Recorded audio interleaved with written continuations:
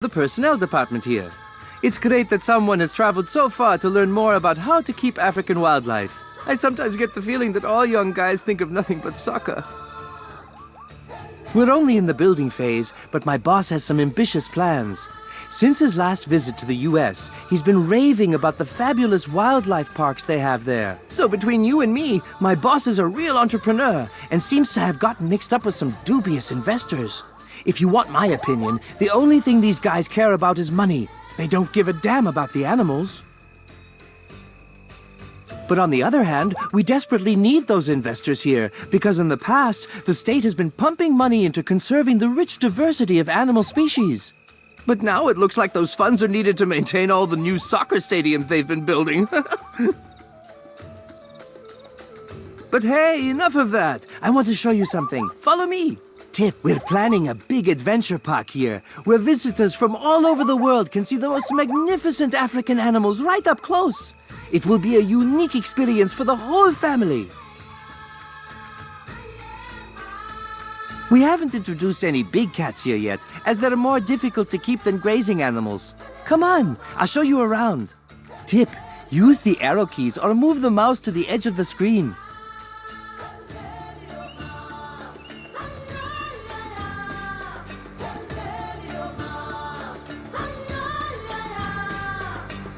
Take a look into this enclosure. You're a city dweller, eh? So maybe these stripes look a little familiar, huh? Only kidding. This is Bianca, our baby zebra. Bianca was only born a few weeks ago, but sadly her mother did not survive the birth. It is important you learn how to handle vulnerable animals, so that's why first we're going to attend to Bianca. Let's see how Bianca is getting on. Every time you select an animal, a list of the current well-being status and needs of that animal will appear on the bottom right of the screen. Like all hoofed animals, zebras are herd animals, so we want to integrate Bianca into our herd of zebras. Maybe we'll find a surrogate mother willing to suckle her. So please put Bianca in the zebra enclosure close by, next to the water trough if you can. Tip. Select an animal and then click OK to move it to another spot.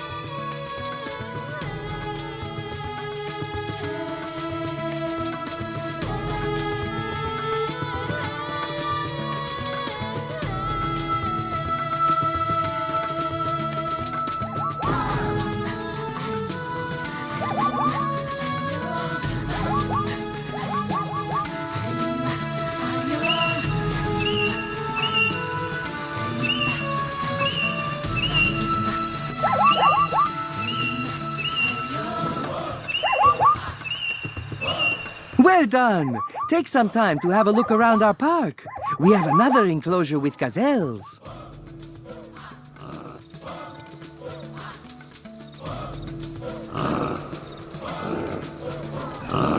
Oh yeah, if you're through with the task or don't know what to do next, use the flashing button at the top here to find out more about... Good! Here you can see an overview of all your outstanding tasks and your progress in each one.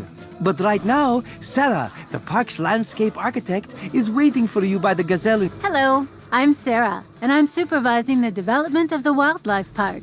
I'd love you to help me learn how to design enclosures to suit the needs of different species. Designing an enclosure is one of the most creative but demanding tasks in a wildlife park.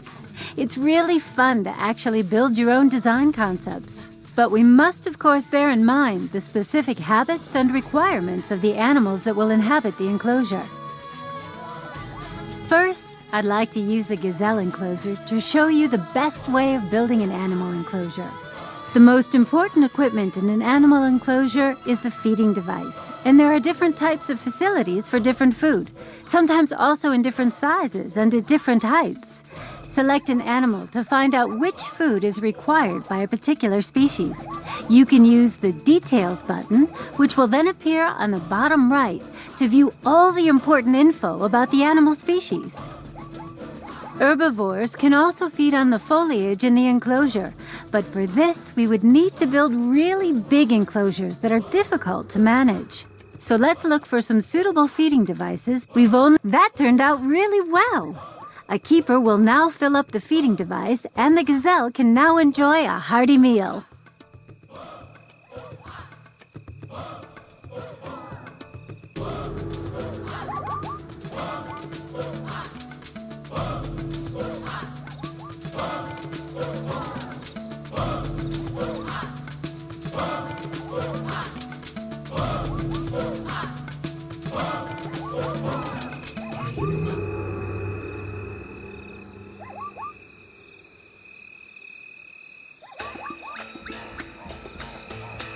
When you select one of the gazelles, you will also see that minerals are an important part of a balanced diet, too. So now try placing 2 salt licks in the enclosure. Again, make sure they are placed far enough away from the other facilities in the enclosure and from the enclosure perimeter.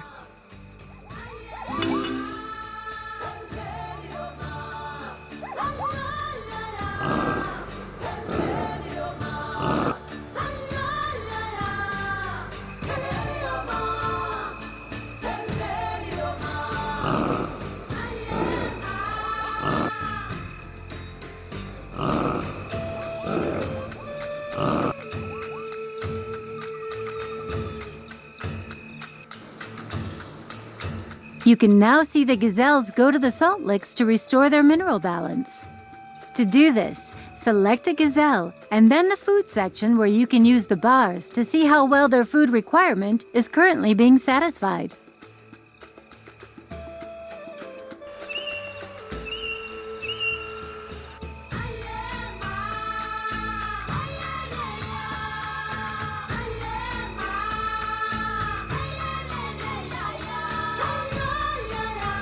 Okay, so now that the gazelles have a healthy diet, we'll move on to their physical well-being. Many animals that have a coat need places where they can scratch and scrape. If you have a cat, then you'll know what I mean. Gazelles also have a beautiful coat that needs constant care, so you need to provide a place where they can have a good scratch. Now try to find a scratching device in the enclosure facilities section and install it in the gazelle enclosure. Again, make sure you select a suitable spot so the gazelles can get to it easily from all sides.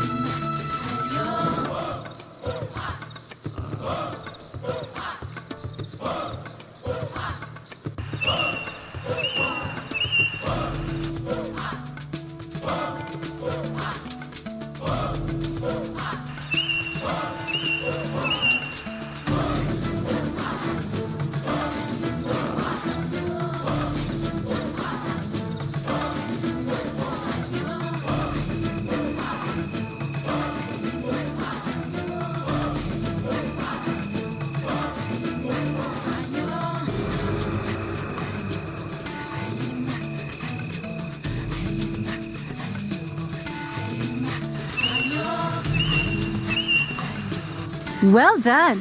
The gazelles are now totally satisfied, and we can now focus on designing. We're in the process of planning an enclosure here that is big enough for a herd of up to 5 gnus.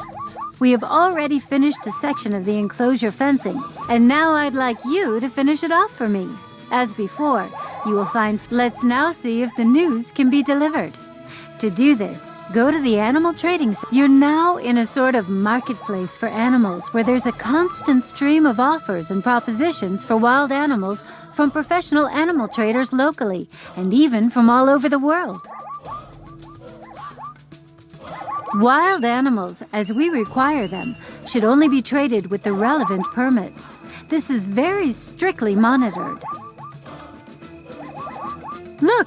Our new trader is now advertising his animals for sale. So we should act as quickly as possible. We'll just take 1 gnu at first. It's better if you learn how to handle a single animal before we establish the entire herd.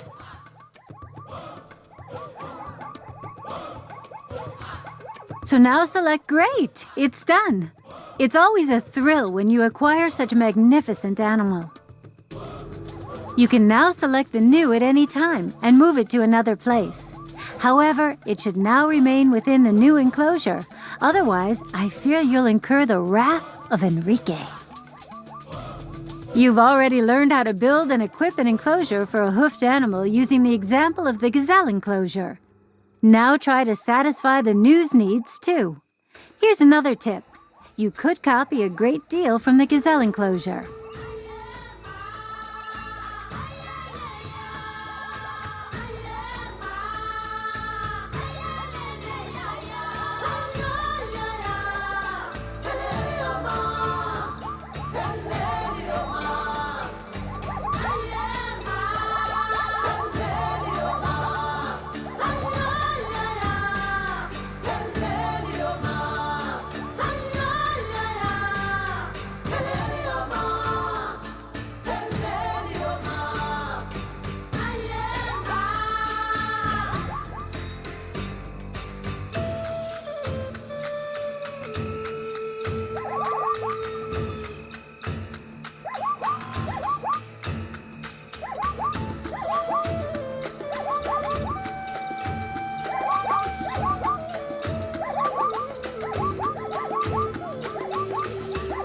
Well done!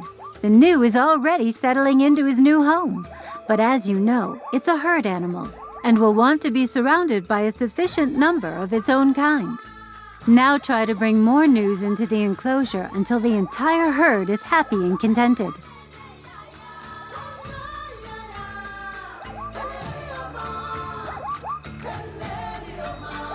I'm so proud of you. I would now like to introduce you to our gardener, Nelson. He's standing by the jeep track in the gazelle enclosure and is just busying himself with some planting. Hey, Nelson! Gazelles are also incredibly shy animals, and that's why it's particularly difficult for the park visitors to drive too near them without scaring them off. So we're going to hide the jeep track behind a line of orange trees. Unfortunately, our orange trees have become rather shriveled in transit, and you can help Nelson revitalize them. So please select one of the orange trees along the jeep track. You may notice they obviously aren't entirely happy with the ground here. So to ensure our orange trees flourish and bear some beautiful... Now try to select a spot with just the right amount of ground hardness for the orange trees and use the mouse to place it along the row. If you select a tree and then select the Details button on the bottom right, you can find out which ground hardness is best suited to these trees.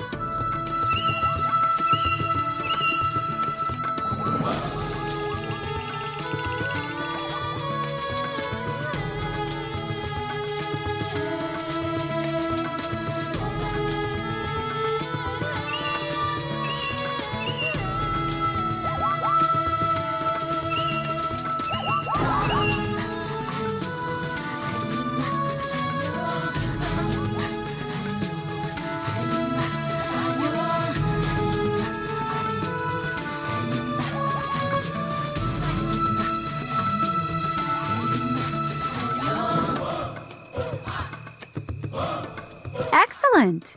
This ground is perfect for orange trees, and we now want to place a line of orange trees along the Jeep track.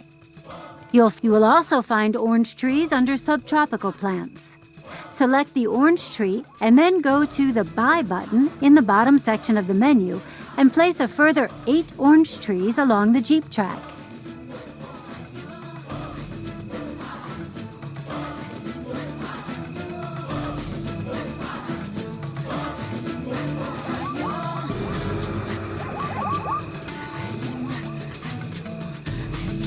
Remember, plants are also living things that need looking after and nurturing, so they produce beautiful blooms and don't wither and die.